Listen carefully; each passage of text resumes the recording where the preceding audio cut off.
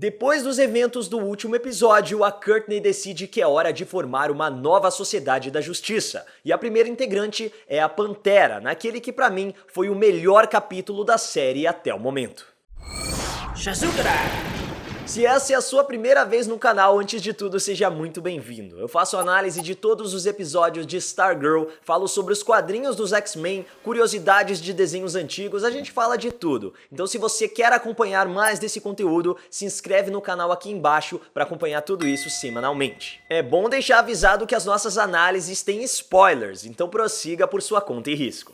O quarto capítulo de Stargirl começa com mais um flashback. Dessa vez voltamos apenas 3 meses no tempo e acompanhamos a história de Yolanda Montes, a garota que sofre bullying e é constantemente humilhada na trama. O curioso é que o que vemos aqui é completamente diferente do que acontece no presente. A Yolanda é uma garota feliz que emite uma simpatia instantânea, é popular e inclusive concorre ao posto de líder da turma, com o apoio da escola e da família. Mas tudo isso vai por água abaixo quando ela decide enviar um nude pro Henry King. Sim, o filho do Onda Mental com quem a Yolanda aparentemente namorava, mas que acabou deixando vazar essa imagem e assim espalha pra escola inteira, o que destrói a reputação da garota. De volta ao presente, a Courtney começa a olhar mais de perto os artefatos que coletou na sala da Sociedade da Justiça no final do terceiro episódio. E nós descobrimos que a lanterna está quebrada e que a caneta que abriga o gênio relâmpago não funciona com ela, como eu levantei a hipótese de que poderia acontecer na análise do episódio anterior.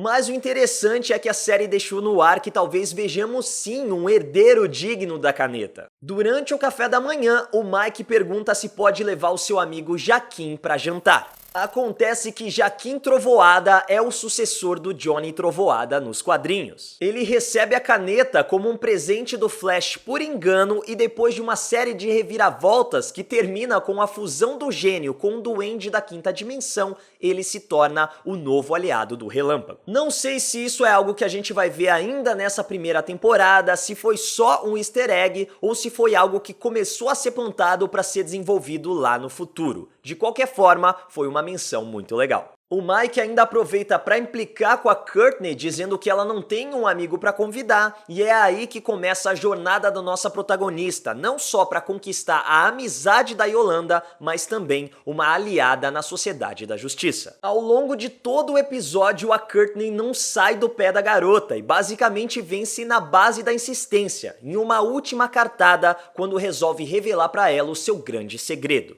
É interessante como isso acontece porque, por um lado, a Courtney pode passar essa imagem que eu inclusive já vi algumas pessoas comentando aqui nas nossas análises, de uma adolescente mimada, de uma garota que não consegue ouvir um não e simplesmente bate o pé até conseguir o que quer. Mas por outro lado, é o que eu já comentei aqui nas análises. A Courtney insiste em formar uma nova sociedade da justiça, ela insiste em enfrentar os vilões, porque ela pode fazer alguma coisa. E ela se sente na obrigação de fazer alguma coisa justamente para evitar que o novo mal aconteça. E ao insistir na Yolanda, ela tá se expondo. Ela também tá se colocando em uma situação vulnerável. E ao fazer isso, a Yolanda, desde que tudo na sua vida mudou, percebe que tem alguém tentando se aproximar dela sem uma intenção de maldade, sem querer humilhá-la, e até mesmo diferente do que acontecia antes, sem querer se aproveitar da popularidade que ela tinha. Agora não tem como não se revoltar com a situação da Yolanda. A garota foi a vítima da história, e por mais que o Henry não tivesse diretamente envolvido com a questão de espalhar a foto dela, a gente percebe que ele não sofreu nenhum tipo de punição. Ela teve a sua vida escolar destruída para sempre. Ela teve a sua reputação manchada, ela se tornou a vergonha da família. Tudo isso porque confiou em uma pessoa. Enquanto os responsáveis por expor o que era um simples momento de intimidade, o que inclusive é crime, estão por aí de boa. É pesado e deixa a gente revoltado, principalmente porque é real.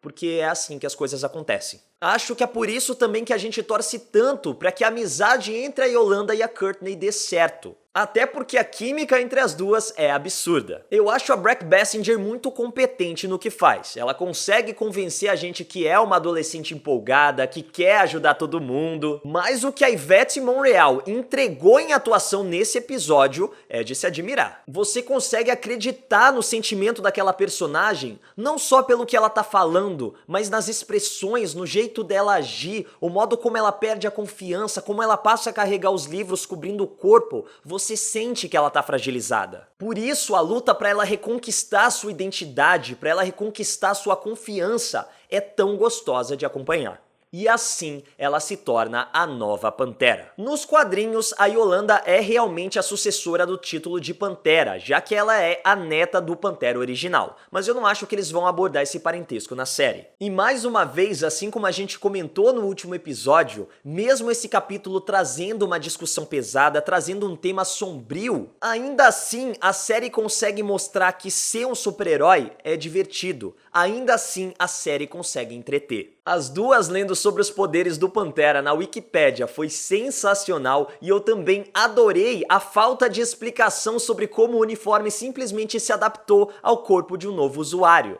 Podia ter uma cena de transformação do traje, assim como a Sideral também fez com o traje dela. Mas nós estamos em um universo de super-heróis. Tem um cajado cósmico que tem personalidade própria, tem um vilão que congela as coisas. Então, simplesmente o traje se adaptar ao corpo de quem tá usando é uma explicação válida. Vai, é isso, não precisa de mais nada. Mas depois do treinamento é hora de colocar as habilidades em ação. E enquanto invadem o hospital para tentar descobrir que outras pessoas podem estar ligadas à Sociedade da Injustiça, ao verificar a ficha de visitas ao quarto do Onda Mental, a dupla percebe que o mal pode estar muito mais envolvido com Blue Valley do que elas imaginavam. Isso porque elas testemunham a diretora do colégio entrando no quarto do Henry e tocando uma melodia no violino para depois ir embora sem falar nada. Detalhe que a visita dela não constava nos registros do hospital. Ou seja, estão escondendo alguma coisa. Pra você que ficou tão perdido quanto Sideral e Pantera, a diretora Bowen é uma adaptação do vilão dos quadrinhos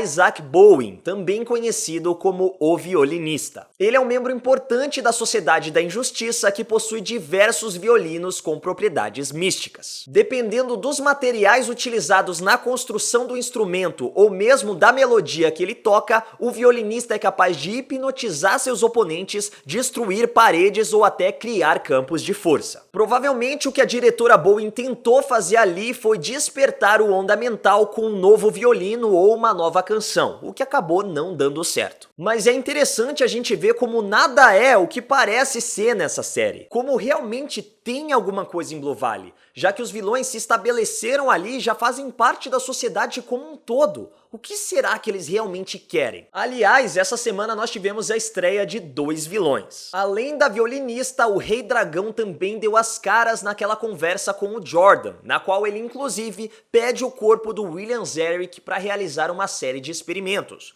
Mas o que será que ele vai fazer? Será que a gente vai ter uma versão zumbi do mago aparecendo? Eu duvido, mas que seria legal de ver, com certeza seria. Pra quem não tá familiarizado com o personagem, o Rei Dragão era um cientista brilhante que realizou uma série de experimentos para tentar aprimorar o exército japonês durante a Segunda Guerra Mundial. Com o fim da guerra ele conseguiu escapar, mas decidiu usar o seu próprio corpo nos experimentos, tornando-se um híbrido entre humanos e répteis. Assim como está acontecendo com os outros personagens, a filha do Rei Dragão também se torna uma vilã, e ela inclusive já apareceu na série, mas vamos deixar para comentar isso quando as coisas começarem a se desenvolver melhor. De qualquer forma, olha aí, são mais camadas de profundidade sendo acrescentadas a Blue Valley. Em quem dá para confiar? Quem está envolvido com os vilões? Qual é o grande plano deles? Só que, de novo, essa é uma discussão que gera tensão, mas é levantada em torno do clima total de histórias em quadrinhos. É simplesmente fantástico eles terem adaptado o mesmo visual do Rei Dragão das HQs. É tão galhofa, é tão visual clássico de vilão dos quadrinhos,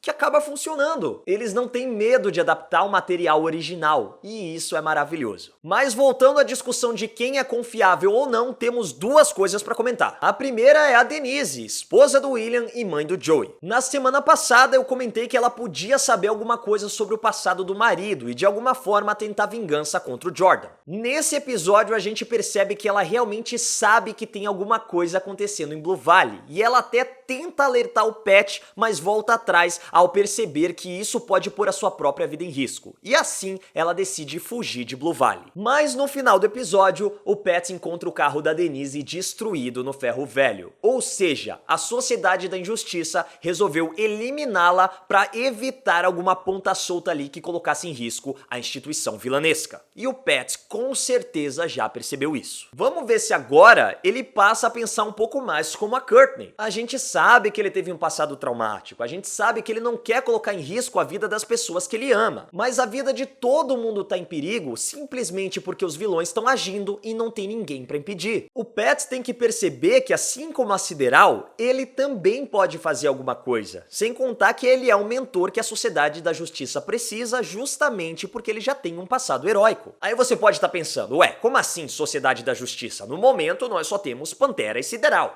Mas esse episódio mostrou que a Beth flagrou duas figuras estranhas saindo da janela do hospital e ainda conseguiu ouvir a Courtney chamando a Pantera de Yolanda. É bem provável que no próximo episódio ela vá confrontar Yolanda ou mesmo passe a observá-la e com isso descubra sobre o segredo de Sideral e Pantera. E assim também integre a Sociedade da Justiça, como a gente já viu que vai acontecer pelas imagens promocionais. E eu sei o que muita gente deve estar pensando, é impossível a gente não comentar de novo sobre as conveniências, sobre os clichês, o modo como tudo tá ligado em Blue Valley. Ah, esse personagem aqui, ele era um vilão e era amigo desse que também era vilão, e essa aqui que é a diretora dessa aqui que é a heroína e namorava com esse aqui que é filho do vilão e pá. Eu sei que é conveniente, mas ao mesmo tempo é tão legal. Stargirl consegue trabalhar tudo isso de uma maneira tão divertida, a gente consegue perceber o carinho no roteiro, o carinho nas atuações, os efeitos especiais são convincentes, a trilha sonora te envolve, então ter conveniência,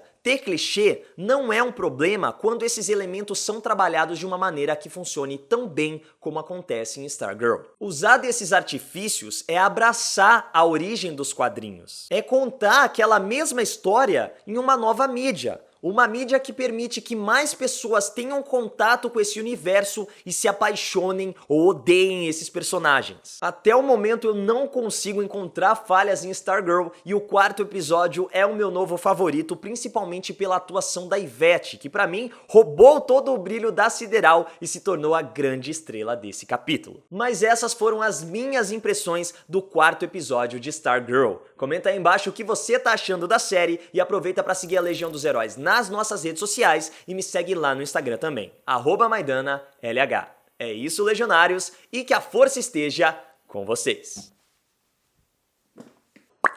É o melhor capítulo que deixou e a Cindy espalhou pra escola. De volta ao presente, a Courtney começa a olhar mais